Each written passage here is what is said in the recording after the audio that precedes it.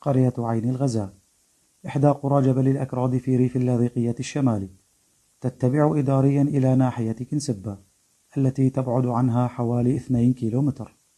يبلغ عدد سكانها حوالي 700 نسمة، وكلهم من الكرد، ولكنهم لا يتكلمون الكردية، وذلك لعدة أسباب، أهمها سياسة التعريب التي اتبعها نظام الأسد منذ توليه لسلطة البلاد، وبعدهم الجغرافي عن مناطق الكرد في سوريا.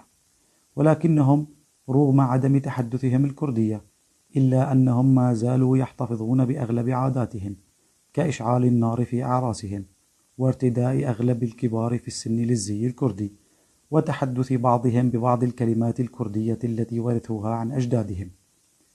أبرز عائلات هذه المنطقة: جناورو، سيو، عترو، أوسي، وأحمد.